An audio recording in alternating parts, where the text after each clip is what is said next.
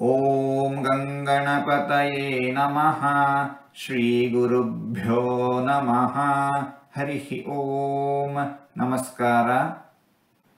ಏಷ ಮೇ ಸರ್ವಧರ್ಮಾಣಾಂ ಧರ್ಮೋऽಧಿಕತಮೋ ಮತಃ ಯದ್ಭಕ್ತ್ಯಾ ಪುಂಡರೀಕಾಕ್ಷಂ ಸ್ತವೈರರ್ಚೇನ್ನರಃ ಸದಾ.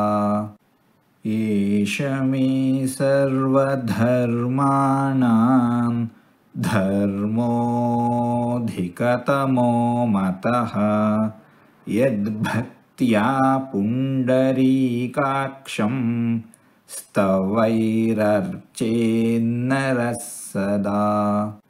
ಏಷ ಮೇ ಸರ್ವಧರ್ಮಾಣಾಂ ಧರ್ಮೋऽಧಿಕತಮೋ ಮತಃ ಯದ್ಭಕ್ತ್ಯಾ ಪುಂಡರೀಕಾಕ್ಷಂ ಸ್ತವೈರರ್ಚೇನ್ನರಃ ಸದಾ. ಏಷ ಮೇ ಸರ್ವಧರ್ಮಾಣಾಂ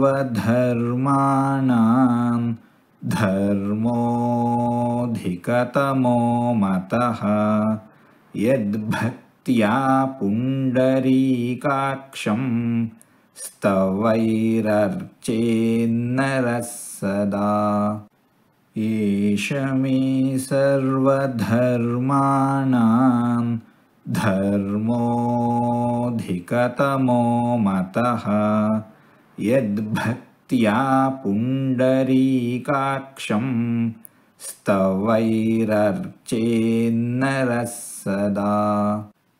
ಹೀಗೆ ನಾಲ್ಕಾರು ತೊದಲು ಮಾತುಗಳನ್ನು ಆಡಿದ್ದೇನೆ. ಇದರಲ್ಲಿ ಏನಾದರೂ ತಪ್ಪುಗಳು ಇದ್ದರೆ ಆ ತಪ್ಪುಗಳನ್ನು ಬಿಟ್ಟು ಒಳ್ಳೆಯದು ಅಂತ ಏನಾದರೂ ಇದ್ದರೆ ಆ ಒಳ್ಳೆಯದನ್ನು ಮಾತ್ರ ಸ್ವೀಕರಿಸಬೇಕು ಅಂತ ಹೇಳಿ ಪ್ರಾರ್ಥನೆ. ಈ ನುಡಿಗಳನ್ನೆಲ್ಲ ಆಡಿಸಿದ ಭಗವಂತನಿಗೇ ಸರ್ವವೂ ಸಮರ್ಪಿತ.